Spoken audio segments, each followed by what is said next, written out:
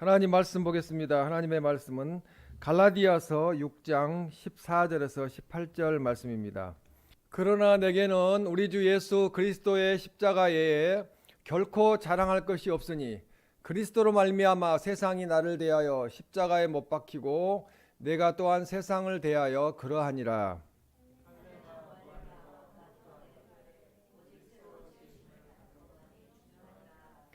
무릇 이 규례를 행하는 자에게와 하나님의 이스라엘에게 평강과 긍휼이 있을지어다.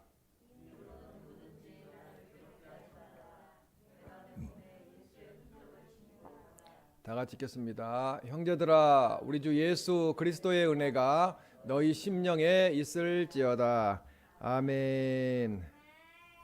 아멘. 예수님의 흔적이라는 제목으로 하나님의 말씀을 전하겠습니다. 전도를 하다 보면은 사람들이 이렇게 물어봅니다. 하나님이 진정 계십니까? 하나님을 보았습니까? 이렇게 묻습니다. 하나님이 우리 눈에 안 보이잖아요. 보여달라고 해도 하나님은 영이시기 때문에, 또 너는 죄인이기 때문에 내가 너에게 보여줄 수가 없다고 그렇게 말씀하시는 분이 하나님이십니다. 어떨 때는 하나님을 믿고 싶어요 하지만 하나님이 존재한다는 확신이 생기지 않아요, 이렇게 이야기를 합니다. 그분은 거의 50%는 하나님 앞으로 나올 수 있는 분들이에요. 하나님을 한 번만 볼 수 있다면 믿겠어요. 그 대부분의 사람들이 그렇습니다. 하나님을 내 앞에 모셔와 봐라, 그러면 내가 믿겠다, 그렇게 이야기를 합니다. 성도인 우리들이 하나님을 직접 보지 못하는 것은 하나님을 믿는데 걸림돌이 되지는 않습니다. 우리는 하나님을 직접 보지 않았어도 하나님을 믿습니다. 이것이 성령의 역사입니다. 그래서 하나님은 피조물 세계에 속한 분이 아니시기 때문에 하나님의 모습이 우주 안에서 발견될 수 없는 것은 당연한 이치입니다. 하나님과 우주의 사이의 관계는 화가와 그림을 그리는 화가와 그림 사이의 관계라고 볼 수 있겠습니다.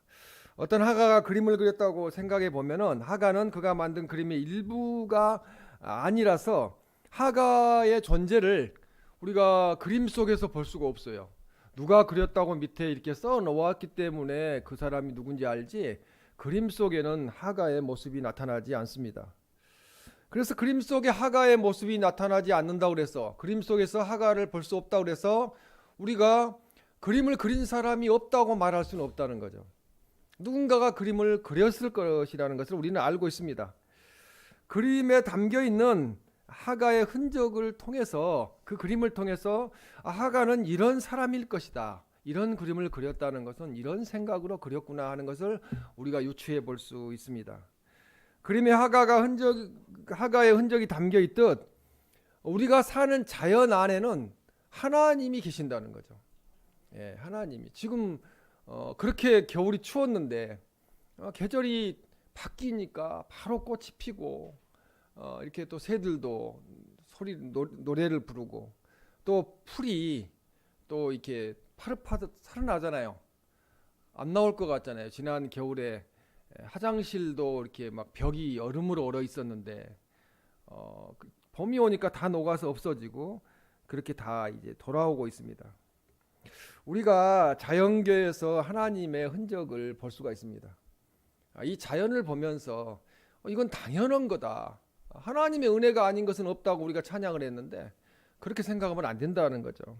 그래서 우리는 우주 가운데 담긴 하나님의 흔적을 통해서 하나님을 만날 수 있습니다. 달이 뜨고 해가 뜨고 또 그 수많은 별들이 운행을 하는데도 하나도 부딪혀가지고 우리 머리 위로 떨어지진 않잖아요. 물론 부딪힐 수도 있지만 하나님이 역사하신다는 거죠. 기독교의 역사는 하나님의 흔적을 통해 하나님을 만난 사람들의 이야기입니다. 성경 말씀은 하나님을 만난 분들의 이야기예요. 하나님을 만난 분들의 이야기. 말씀에 보면 우리는 하나님의 그림이며 노래라고 이사야 43장 21절에 말합니다. 그리고 하나님의 우리는 편지라고 고린도후서 3장 3절에 말하고 있습니다. 그래서 우리들의 그 삶의 향기가 하나님의 흔적을 찾아 헤매는 사람들에게 하나님을 알고 만나는 모범이 되었으면 좋겠습니다. 우리가 먼저 하나님을 만났으니까 지금까지 하나님을 만나지 못하는 분들에게 우리가 만났던 하나님을 간증하는 우리들이 되었으면 좋겠습니다. 사도 바울은 갈라디아서 6장 오늘 17절 말씀에 내가 내 몸에 17절입니다. 내가 내 몸에 예수의 흔적을 지니고 있노라 이렇게 말씀합니다. 우리에게 사도 바울처럼 예수님의 흔적이 있습니다. 우리에게 있는 예수님의 흔적을 점검해보고 이 사순절 기간에 하나님을 알지 못하는 사람들에게 우리에게 역사하신 하나님을 증거하는 우리들이 되시기를 주님의 이름으로 축원합니다. 자, 그럼 우리는 어떤 흔적을 가져야 할까요? 첫 번째로 성도는 예수님을 그리스도로 믿는 믿음의 흔적을 가져야 합니다.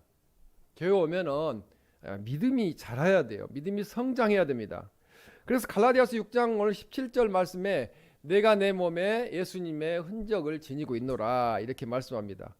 여기서 흔적에 해당하는 그 헬라어는 스티그마, 이제 또 변화형으로 보면 스티그마타라고 발음을 하는데, 이 스티그마타라는 것은 소나 양에게 낙인을 찍어서 그 소나 양이 그 주인의 소유물이라는 것을 나타내거나, 또 종이 그러니까 특정한, 그러니까 종들이 있잖아요.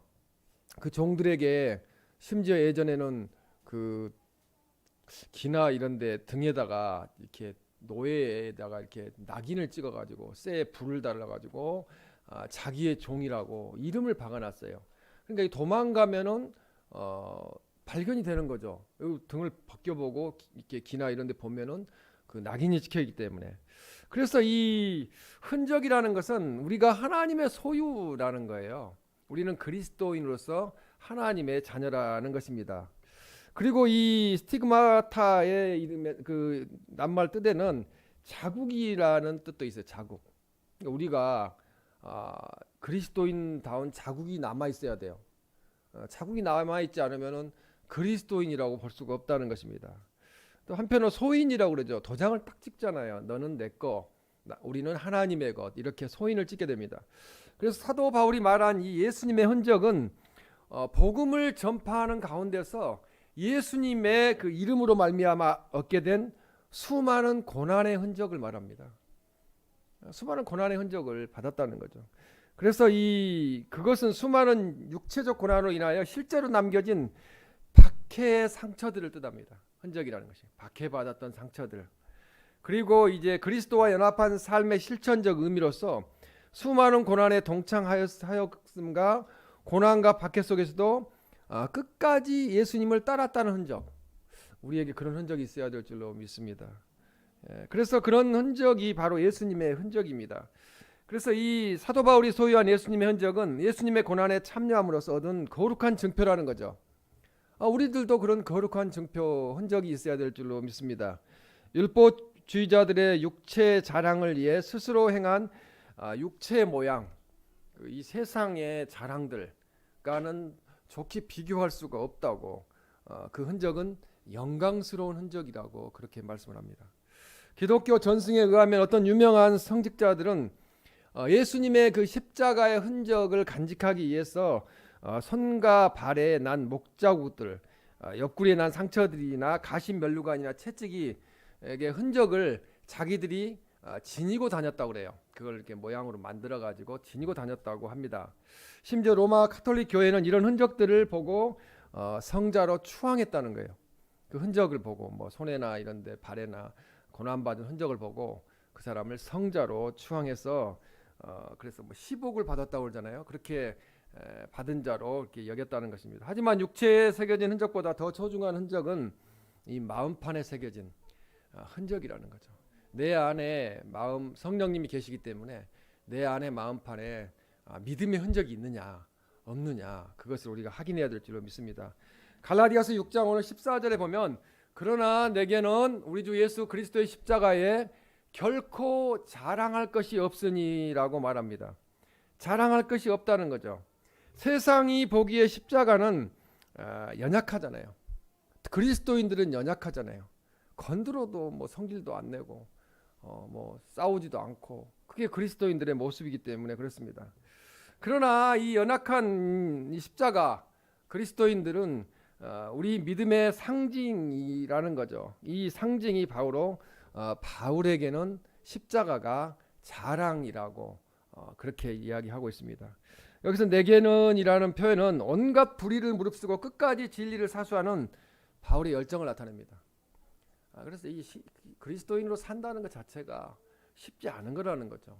어떠한 고난이 와도 그것을 극복해 나가야 된다는 것입니다. 그래서 이 바울은 갈라디아서 6장 14절에 이렇게 말씀합니다. 그리스도로 말미암아 세상이 나를 대하여 십자가에 못 박히고라고 말합니다. 이 말은 바울은 그리스도 예수님의 십자가 사건을 자세히 자기에게 적용시키는 거예요. 적용시키는 겁니다. 그래서 바울은 한때 이 세상의 영광들을 구하며 자기가 인간적인 성공을 바라보고 살았어요. 그래서 뭐 예수님 믿는 사람들도 잡으러 다녔고 그런 경험들을 가지고 있다는 거죠. 그러나 이제 그는 냉철하게 세상살이와 자기가 기독교 신앙생활하는 것을 구별할 줄 안다는 거죠. 나는 세상 사람들과는 완전 다른 사람이라는 것을 깨닫게 된 거죠. 그래서 이 그리스도 안에서 새 생명으로 새롭게 태어났어요. 사도 바울이. 그것을 세상이 나를 대하여 십자가에 못 박히고라고 표현하고 있는 것입니다. 그래서 이 십자가에 못 박히고라는 절대적인 표현 속에서 잘 나타나 있는데요. 이 우리도 세상에 대해서 또한 그리하여야 될 줄로 믿습니다. 14절 하반절에 세상에 대하여 넘겨주세요. 그러하니라 이렇게 말씀합니다. 내가 또한 우리도 사도 바울처럼 세상의 삶과 기독교인의 삶을 정확히 구분해야 될 줄로 믿습니다. 우리는 그래서 그리스도 안에서 새로워진 자라는 거죠. 그래서 세상 사람들과 살 수 없다는 거죠. 우리는 그리스도의 제자이기 때문에 그렇습니다. 여기서 세상은 우리가 코스모스, 가을에 피는 코스모스인데요. 코스모스라는 것이 인간들의 그 자기 주장에 의하여 움직여지는 불신앙적인 요소와 악의 총체들을 말합니다. 세상 사람들 하면은 악하다는 거죠. 불신앙한다는 거죠. 예수님 안 믿잖아요, 그 사람들은. 자기가 최고인지 알잖아요. 그래서 바울은 세상과 나를 이렇게 배타적인 관계로 여기고 구분을 했어요. 그래서 십자가에 못 박히는 것은 오직 그리스도의 십자가만이 유일한 구원과 생명이기 때문에 세상을 바라보지 않고 나는 그리스도 안에 있겠다고 그렇게 말씀을 하고 있습니다. 그래서 사도 바울에게는 세상에서 육체에 새겨진 흔적보다 더 분명하고 선명한 흔적들이 믿음의 흔적들이 이 마음에 새겨져 있었다는 거죠. 이 믿음의 흔적이 마음판에 새겨져 있으면은 어떠한 일을 당해도 신앙이 흔들리질 않아요. 세상이 요동하고 뭐 지진이 일어나서 다 파손이 돼도 그 믿음만은 흔들리지 않게 되는 것입니다. 그래서 이것이 거룩한 믿음의 흔적이라고 볼 수 있겠습니다. 이 사도 바울의 흔적은 율법주의자들이 자신들의 육체를 자랑하기 위해서 스스로 새겼던 그런 어떤 뭐 보여주기 위한 그런 종교적인 흔적과는 아주 다르다고 볼 수 있겠습니다. 그런 의미에서 예수님을 믿는 성도들에게 최고의 흔적은 내 마음에 온통 그리스도를 믿는 믿음으로 흔적을 남겨야 되는 그런 믿음의 흔적이라고 볼 수 있겠습니다. 그래서 믿음의 흔적은 우리가 새기는 것이 아니라는 거죠. 우리가 믿음을 가지려고 해도 억지로 되지 않아요. 내 안에 계시는 성령님이 예수님을 믿어지게 하셔야 그런 역사가 일어납니다. 그래서 우리 안에 흔적을 새겨주시는 분은 하나님이시라는 거죠. 하나님이시라고 말씀합니다. 때문에 스스로 겉으로 보이는 흔적을 새기려는 의도는 중단해야 된다는 거죠. 자기가 스스로 하려는 것은 노력은 해야 되겠지만 하나님께 맡겨야 됩니다. 그것은 갈라디아 성도들의 모습과 다를 것이 없기 때문이라는 거죠. 갈라디아 성도들은 자기가 어떤 세상적인 모습을 보여줌으로써 자기의 믿음이 좋아지려고 노력을 했다는 것입니다. 그래서 바울은 그것 때문에 갈라디아서 오늘 6장 17절에 보면은 나를 괴롭게 하지 말라고 그렇게 말씀을 하고 있습니다. 괴롭게 해당하는 헬라어는 이 코푸스 파레케토라는 뜻인데요. 내면적인 고통이나 슬픔을 의미합니다. 고통이 우리가 안에 있는 그 슬픔, 그런 것을 고통이라고 볼 수 있겠습니다. 이 바울이 당한 괴로움은 유대주의자들로부터 직접적인 폭력을 당했어요. 또 폭언을 당했어요. 매를 많이 맞았어요. 그래서 이 갈라디아 교인들이 유대주의자들에게 미혹되는 것을 지켜보는 안타까움을 또 가지고 있었습니다. 그래서 이제 이 나를 괴롭게 하지 말라고 이렇게 말씀을 합니다. 더 이상 갈라디아 교회 속에서 이단자들에 의하여 미혹되는 자들이 없기를 바라는 마음에서 나를 괴롭게 하지 말라고 그렇게 말씀하고 있습니다. 우리에게는 사도 바울처럼 예수님의 흔적이 있습니까? 성도인 우리에게는 그리스도를 주로 믿는 믿음의 흔적이 있어야 된다는 거죠. 내가 그리스도인이라는 그런 낙인이 있어야 될 줄로 믿습니다. 다만 흔적을 종교적인 훈장처럼 자랑하지 말아야 된다는 거죠. 직분도 마찬가지고 목사라고 자랑할 거 하나도 없고요. 또 직분자라고 그래서 자랑할 것은 없고 하나님이 나에게 직분을 주셨음에 감사해야 될 줄로 믿습니다. 율법의 함정에 빠질 수 있기 때문에 그렇습니다. 진정한 흔적은 예수님이 성령님이 우리 마음판에 새겨진 그 믿음의 흔적이 되어야 될 줄로 믿습니다. 그래서 할례는 하나님이 주님의 백성들에게 친히 부탁하신 이게 대표적인 흔적이라고 볼 수 있어요. 할례 의식이 이 갈라디아서 6장 15절에 보면 할례에 대해서 언급하는데요. 할례나 무할례가 아무것도 아니로되라고 말씀합니다. 그래서 이 할례와 무할례는 상대적인 요소들로서 절대성을 지닌 그리스도의 십자가 앞에서 아무런 효력을 발휘하지 못한다는 거죠. 그리스도 십자가 앞에서. 그래서 바울이 앞절에 이제 6장 14절에서 오직 십자가만을 자랑하겠다고 이야기하는 거예요. 어떤 할례 의식, 표피를 잘라내는 그 할례 의식이 구원의 증표는 아니라는 거죠. 그것은 그냥 할례 의식으로서 치러진다는 거죠. 그래서 이 15절에도 보면은 오직 새로 지으심을 받은 것만이 중요하니라. 예수 그리스도를 믿고 새 사람이 된 것만이 중요하다고 볼 수 있겠습니다. 그래서 성령 안에서 우리는 살아가는 삶 자체가 그것이 지금 새로운 삶을 살고 있습니다. 지으심을 받는에 해당하는 그 헬라를 보면은 크티시스라고 하는데요. 하나님의 행위를 의미하는 거죠. 하나님이 지으셨다는 거죠. 우리를 피조물로 이 땅에 지으셨습니다. 그래서 피조물이라는 것이 이렇게 새롭게 탄생한 것을 이야기합니다. 영적으로 거듭난 것, 하나님의 자녀로 그리스도인으로 거듭난 것을 이야기합니다. 그래서 새로라는 것은 그리스도로 말미암아 재창조된 거예요. 우리가 어머님 밑에서 태어났지만 그리스도로 말미암아 새로운 영적인 그리스도인으로 새롭게 태어났다는 것입니다. 그리스도 안에서 선한 일을 위하여 지으심을 받은 성도들은 삶의 동기와 목적도 새로워진다는 거죠. 내가 왜 이 땅에 살아있는가? 이 목적이 새로워져야 돼요. 새로운 삶을 살아야 될 줄로 믿습니다. 그래서 우리는 천국을 소망하면서 살아야 된다는 거죠. 천국이 우리에게 열려 있기 때문에 그렇습니다. 그러므로 진정한 할례는 육체의 할례가 아니라 이 마음의 할례, 그 믿음의 할례라는 거죠. 믿음이 거듭나는 새롭게 되는 할례를 의미합니다. 로마서 2장 29절에도 보면은 할례는 마음의 할지니라고 말합니다. 그리고 다만 하나님에게서니라. 하나님이 우리 마음판에 그렇게 믿음을 새겨줘야 될 줄로 믿습니다. 그래서 진정한 흔적은 내가 스스로 새긴 흔적이 아니라 하나님이 예수님을 통해 새겨주신 그 영원히 지울 수 없는 그 흔적이라고 볼 수 있겠습니다. 그래서 인간의 무능함을 인정할 때 하나님의 전능함이 임한다는 거죠. 하나님, 저 어떻게 할 수가 없어요. 너무 아파요. 하나님이 고쳐주시지 않으면 해결점이 없어요. 하나님께 맡길 때 하나님께서 전능하신 유능하신 하나님께서 우리를 고쳐주실 줄로 믿습니다. 갈라디아서 6장 16절에도 무릇 이 규례를 행하는 자라고 이야기를 합니다. 그래서 이 규례를 행하는 자는 그리스도의 십자가를 부끄러워하지 않으며 보다 적극적으로 성령 안에서 새롭게 살아가는 것을 의미합니다. 그래서 갈라디아서 6장 17절에 보면 하나님의 이스라엘에게라고 이야기합니다. 하나님의 이스라엘에게.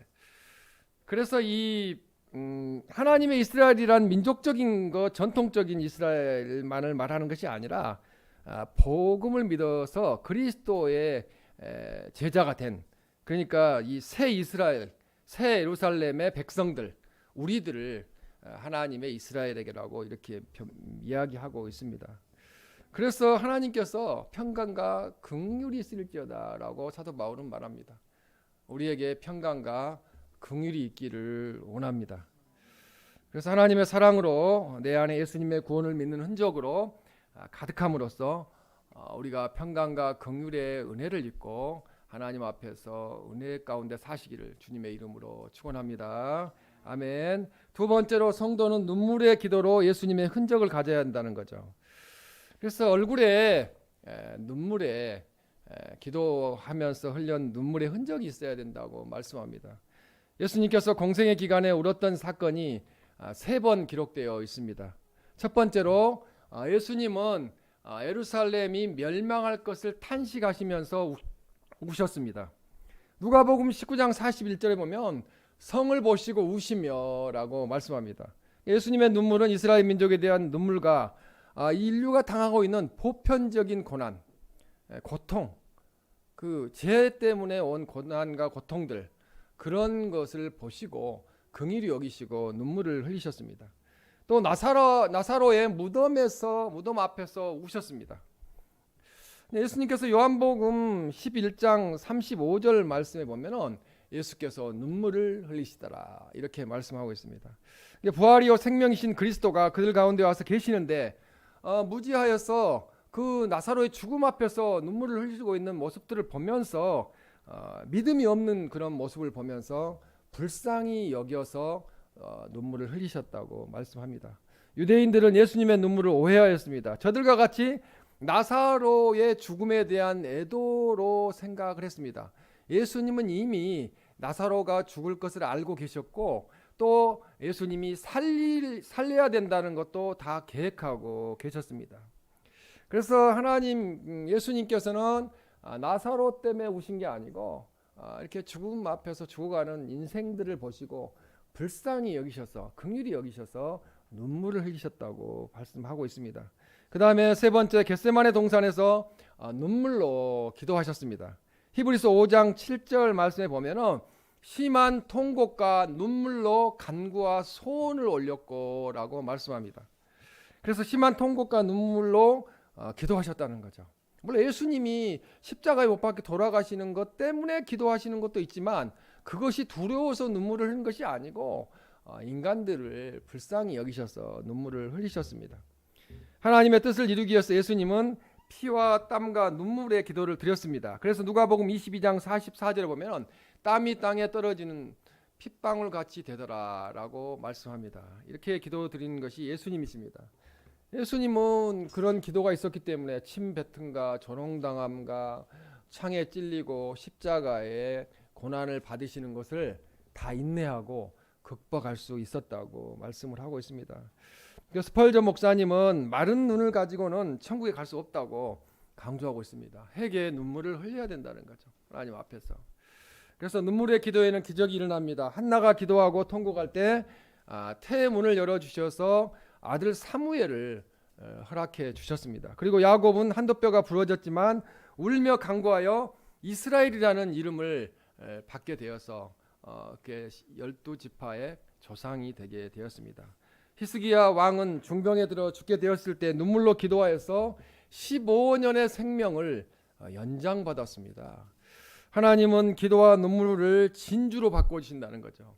울며 회개하고 기도하는 심령들에게 은혜를 베풀어 주십니다. 서아프리카에 그리스도인들이 살고 있는 한 작은 마을이 있다고 합니다. 근데 그 동네에는 예배당이 없기 때문에 기도실이 없었다는 거예요. 그런데 이들이 마을 사람들이 오두막 뒤에 숲속으로 들어가서 숲속에서 늘 기도를 하고 있었다는 것입니다. 그래서 모든 오두막 뒤에는 숲속으로 들어가는 길이 생기게 되었는데 그곳이 기도처로 가는 길이었다고 합니다. 기도하러 들어가고 나가는 발걸음으로 인하여 생긴 거룩한 흔적이라고 할 수 있겠습니다. 그런데 이 열대지방이라서 식물과 나무가 빨리 자라므로 이 길을 조금만 사용하지 않으면 그 길에 풀이 나고 나무가 자라고 우거져서 가시던 불이 우거져서 사람이 지나갈 수 없게 되었다는 거예요. 그러니까 사람들이 이제 기도 응답 받아가지고 이제 좀 괜찮으니까 기도 안 하니까 그냥 숲이 우거져서 사람이 갈 수가 없는 그런 곳이 되었다고 합니다. 그래서 이 다른 사람들이 그 잡초가 우거진 것을 지나가면서 근심 어린 표정으로 형제여 그 길에 뭐가 많이 생겼군요라고 말하게 되었다는 거죠. 기도하지 않아서 그 길에 잡초가 생겼군요. 마치 그 길이 그들의 신앙의 척도로 판단되었다는 거죠. 숲속으로 가는 길이 잘 닦여 있으면은 기도를 많이 하는 거고, 잘 닦여 있지 않고 숲이 가시던 불이 우거지고 사람이 못 지나가게 되었으면은 이 사람들은 기도하지 않구나 그렇게 평가하게 되었다는 것입니다. 그래서 기도는 신앙생활의 호흡이라고 할 수 있는데, 호흡이 원활하지 못하다고 하는 것은 신앙의 건강이, 기도하는 삶이, 하나님을 믿는 삶이 좋지 않다는 것을 증거합니다. 건강이 좋지 않을 때 빨리 고침을 받아야지 오래 가면 갈수록 합병증이 생깁니다. 마찬가지로 신앙의 건강이 좋지 않을 때 속히 우리는 고침을 받아야 합니다. 그래서 예수님은 기도를 하시면서 땀을 흘리시는 게 피가 되도록 그렇게 흔적을 남기시면서 기도를 하셨습니다. 우리는 나의 믿음 없는 것을 탄식하여 우는 자가 되고, 또한 죽어가는 영혼들을 불쌍히 여겨서 눈물 흘려 기도하는, 또 전도하는, 그들이 구원받게 하는 우리가 되어야 될 줄로 믿습니다. 기도 생활을 통해서 염려를 떠나보내고 마귀를 쫓아내어 우리의 신앙의 건강의 흔적을, 좋은 흔적을 남기는 우리 모두가 되시기를 주님의 이름으로 축원합니다. 세 번째로, 성도는 모든 삶에 예수님의 흔적을 가져야 된다는 거죠. 특히 이렇게 신앙인들이 가장 창피하게 생각해야 될 것은 뭐냐면은, 우리가 길거리를 지나가는데 전도하는 분이 전도지를 주면서 예수 믿으세요 그렇게 이야기를 해요. 특히 목사인 저에게 물티슈와 이게 전도지를 주면서 예수님 믿으세요 이러면은 진짜 그때 이제 회개해야 돼요. 내가 진짜 얼굴에 그리스도인이라고 드러나는 게 없나 보다, 이런 회개하는 삶을 살아야 됩니다. 갈라디아서 6장 17절에 보면 이후로는 누구든지 나를 괴롭게 하지 말라고 사도 바울은 말합니다. 사도 바울을 괴롭게 한 것은 그의 사도직과 권위를 부정하고 그가 정한 예수 그리스도의 복음을 받아들이지 않고 반대하는, 그것을 괴롭게 하는 것이라고 그렇게 말씀하고 있기 때문입니다. 그래서 이 바울의 이런 도전 때문에 이 편지를 쓰게 된 것이, 나를 괴롭게 하지 말고 복음을 제대로 믿고 받아들이고 예수님을 구주로 영접하라, 이렇게 말씀하는 겁니다. 사도 바울을 괴롭게 하지 말아야 할 이유는 그가 그의 몸에 예수님의 흔적을 가졌기 때문에요. 그러니까 예수님의 흔적을 가진 형제 자매를, 그리스도인들을 괴롭게 하면은 안 됩니다. 채찍 자국같이 그가 예수님과 그의 복음 때문에 받은 고난의 흔적을 가리켜서 사도 바울은 나에게 예수님의 흔적이 있다고 그렇게 말씀하고 있는 것입니다. 사도 바울은 예수님 그리스도의 고난에 참여한 사역자였습니다. 사도 바울이 당한 괴로움은 유대주의자들로부터 직접적인 폭력이나 폭언이라기보다는 갈라디아 교인들이 그 유대주의자들의 말을 듣고 예수님을 배반하고 떠나가는 것 자체가 그 잘못된 거라고 지적을 하면서 안타까움을 드러내고 있습니다. 그래서 괴롭게 하지 말라는 그 구절은 더 이상 갈라디아 교회 속에서 이단자들에 의해서 미혹되는 자들이 얻기를 바라는 호소의 성격을 가지고 있습니다. 그래서 우리가 사도 바울이 소유한 예수님의 흔적은 우리가 주님의 고난에 참여함으로써, 그러면 제가 십자가에 못 박혀야 됩니까? 그것은 아니죠. 그때 당시에 주님이 고난 받으신 것을 누구 때문에, 나 때문에 받았다는 것을 깨닫고 우리가 좀 더 경건하고 또 하나님의 말씀대로 살려고 힘쓰는 우리가 될 줄로 믿습니다. 근데 율법주의자들은 그렇지 않았다는 거죠. 그냥 보여주는 것으로 그들은 신앙을 드러냈어요. 그 마음속에 있는 믿음의 흔적, 그걸 드러내는 것이 아니고 겉으로 그냥 기도하는 체하고 그렇게 또 금식을 하는 체하고 이런 식으로 했다는 것입니다. 공중 화장실 벽에서 이런 글을 우리가 본 적이 있을 겁니다. 지금도 그런 글이 많은데요. 아름다운 사람은 머문 자리도 아름답다. 머물고 간 자리도 아름답다. 이런 글씨가 써져 있습니다. 사람이 머물고 떠난 곳에는 흔적이 남습니다. 삶의 족적이 남는 거죠. 그래서 좋은 족적이면은 좋지만은 안 좋은 족적을 남겨서는 안 된다는 거죠. 그 말기 하나, 그 글 하나가 남자들이 가까이 가게 만드는 거예요. 멀리 있으면 흔적을 남기기 때문에. 그것이 참 좋은 말이라는 것을 알 수가 있습니다. 그래서 우리가 이 땅을 살면서 남길 수 있는 최고의 흔적이 무엇일까요? 라는 것을 고민해 봐야 됩니다. 성도에게 가장 소중한 흔적이 있습니다. 그것은 사람들이 나를 통해서 예수님을 보는 거예요. 저분을 보니까 진짜 예수님이 계시는구나. 예수님의 흔적을 우리 마음에 또 뿐만 아니라 겉으로 드러내서 우리 모습에서 예수님의 흔적을 보게 해야 된다는 것입니다. 그리스도의 향기가 드러나야 된다는 거죠. 그래서 삶이 쫓아가지 않는 그리스도인은 오히려 하나님의 영광을 가리게 되는 거예요. 그 사람 때문에 나 예수님 안 믿을래. 이렇게 되는 것이라는 것입니다. 그래서 아름다운 인생은 예수님의 흔적을 드러내고 향기를 드러내는 인생입니다. 예수님은 손으로 한센신병 환자를 만져주셨어요. 치유해 주셨습니다. 예수님은 시각장애인을 만나 손으로 진흙을 이겨서 눈에 발라주시면서 실로암 연못에 가서 씻으라고 그렇게 치유해 주셨습니다. 그렇게 눈을 뜨게 하셨습니다. 예수님은 12년 동안 혈류증으로 고통을 하는 여인을 그냥 그 여인이 와서 옷깃만 만졌는데도 나았다는 거예요. 예수님이 다 알고 계셨죠. 그래서 예수님은 봉사의 손이고 위로의 손이고 능력의 손이었습니다. 우리의 손에도 봉사의 손, 능력의 손, 그런 손이 되어야 된다는 것입니다. 또 발에 예수님의 흔적을 가져야 합니다. 예수님의 모든 발걸음은 골고다를 향해 올라가는 발걸음이었습니다. 그래서 우리가 고난이 있을 때마다 더욱 주님의 십자가를 바라보고 주님 앞으로 나와야 될 줄로 믿습니다. 그래서 주님의 십자가를 바라보면은 우리는 그 새못을 생각하게 되는데요. 눈 감고 이렇게 나한테 손에 큰 대못이 박힌다는 걸 생각하면 너무 끔찍해요. 어떻게 그걸 받을 수 있을까? 박힐 수 있을까? 예수님의 복음을 전하신 이 발자취와 남기고 가신 기도의 흔적, 사랑의 흔적, 인내의 흔적, 고난의 흔적을 우리들은 자랑해야 될 줄로 믿습니다. 사도 바울은 자신의 몸에 예수님의 흔적이 있음을 기뻐했다는 거죠. 맞은 거, 이건 예수님 복음 전하다 맞은 거, 이걸 기뻐했다는 거예요. 그래서 어떤 예수의 흔적을 가지고 하나님께 우리가 돌아갈 것인가를 질문해 보아야 된다는 거죠. 우리가 주님 앞에 설 때 너는 세상에서 어떤 그리스도의 흔적을 가졌느냐는 질문을 받게 될 것입니다. 그래서 예수님이 하나님의 뜻을 이루기 위해서 가신 길을 잊지 말고 우리가 그것을 더욱 기억하면서 예수님의 흔적을 남기는 우리가 되어야 될 줄로 믿습니다. 갈라디아서 6장 18절의 마지막에 이렇게 말씀합니다. 우리 주 예수 그리스도의 은혜가 너희 심령에 있을지어다고 말씀합니다. 심령에 있을지어라고 말씀하고 있어요. 우리 마음판에 예수님의 흔적이 새겨지기를 원합니다. 하나님의 말씀대로 순종하면서 내 몸에 예수님의 흔적을 가졌노라고 담대히 말하고 또 이 세상에 예수님의 흔적을 남기고 우리가 이 세상을 떠났을 때 그분은 진짜 예수님의 흔적을 남긴 그런 분이라는 칭찬을 받아야 될 줄로 믿습니다. 또한 세상에 거룩한 영향력을 끼치며 주님을 감동시키는 감격시키는 우리 사랑수 가족 모두가 되시기를 주님의 이름으로 축원합니다.